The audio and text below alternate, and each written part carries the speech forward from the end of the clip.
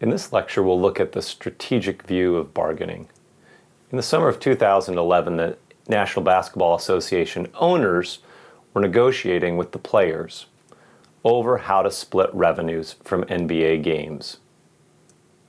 The union wanted 57% of revenue, but the owners offered only 50%. The two sides were at an impasse. And in the end, the owners locked out the players, canceling the start of the season. After several months of legal wrangling and negotiation and lost revenue, the players finally accepted the owners' initial offer.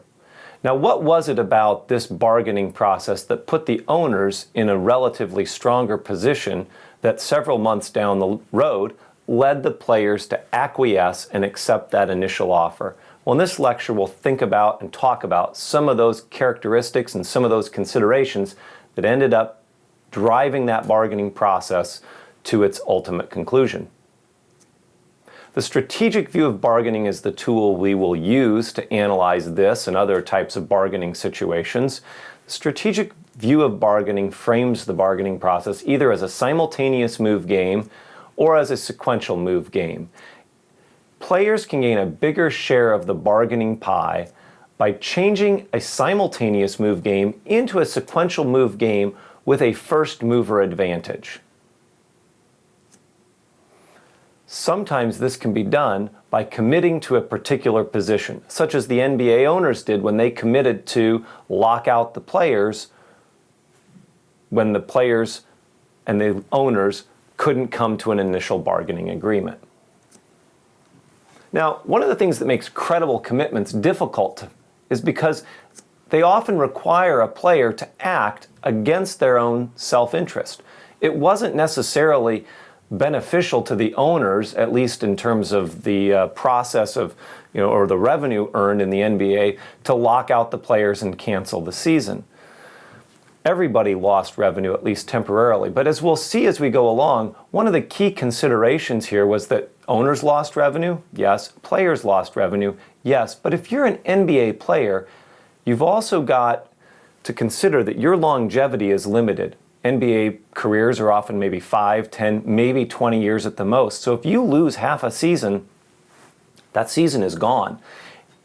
So you not only lose the revenue from that time period, but you're not able to make that up. In contrast, the NBA owners, they also lose the revenue, but if they're holding that firm in perpetuity, their ownership is not limited to 5 or 10 years the way a player's career is limited, and we're going to see that that's a key factor in this bargaining process. So even though the best threat is one that you never have to use, we see in this case the NBA owners did actually have to enforce that threat or act upon that threat. And ultimately, it was the ability to carry through on that made the threat credible and in the end led or put the owners in a more favorable bargaining position.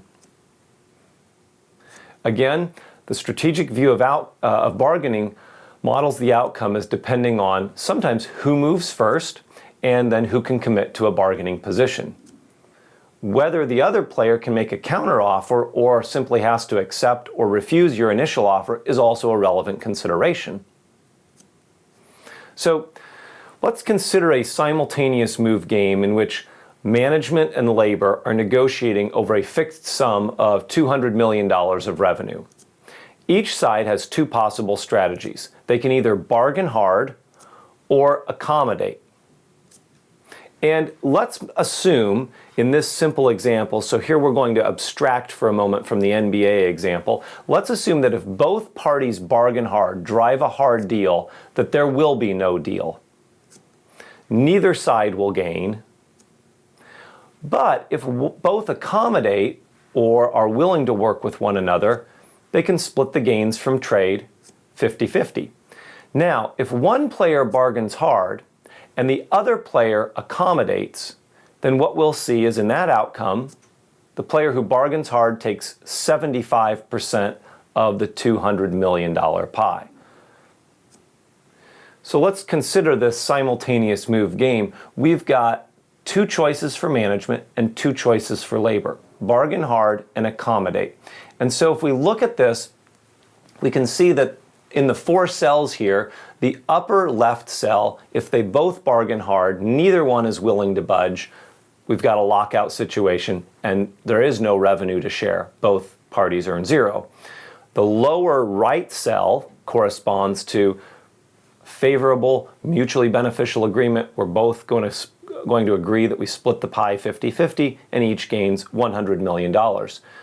Take a little more extreme 75-25 split. If one side bargains hard and the other side gives in and is willing to accept that, the side that bargains hard, in this example, takes 75% of the $200 million pie, which is $150 million. This is sort of analogous to what the players' union was trying to do. When they bargained hard by seeking 57% of the revenue, that implied only 43% left over for the owners. What we see here is that this bargaining situation actually has 2 Nash equilibria. One in which management bargains hard and labor accommodates, that's the lower left cell, and the other in which labor bargains hard and management accommodates, that's the upper right cell.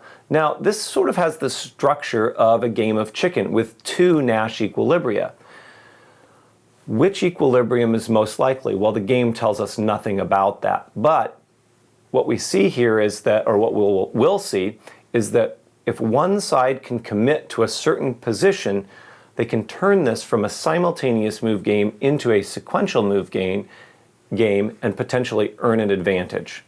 So the 2 equilibria, even though we don't know which one we'll obtain, each side definitely prefers one. For instance, management would prefer the equilibrium in which they bargain hard and manage to get labor to agree to that.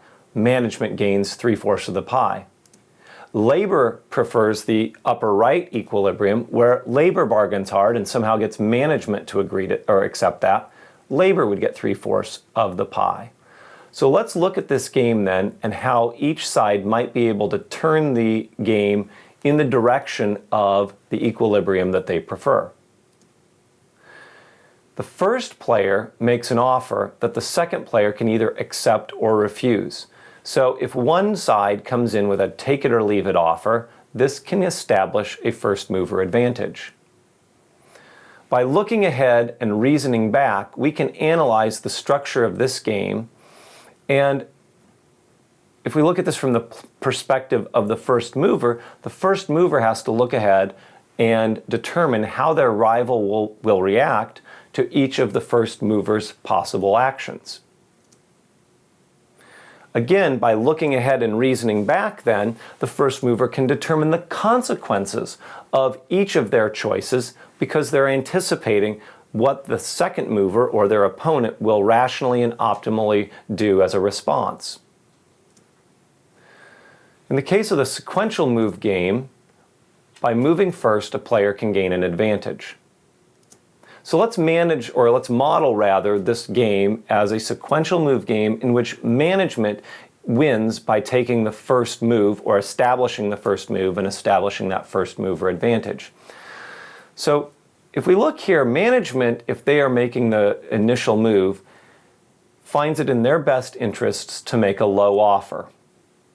If they make that low offer and the union is forced either to strike or accept the offer, the union will accept the offer because accepting and gaining 50 is better than striking and earning 0.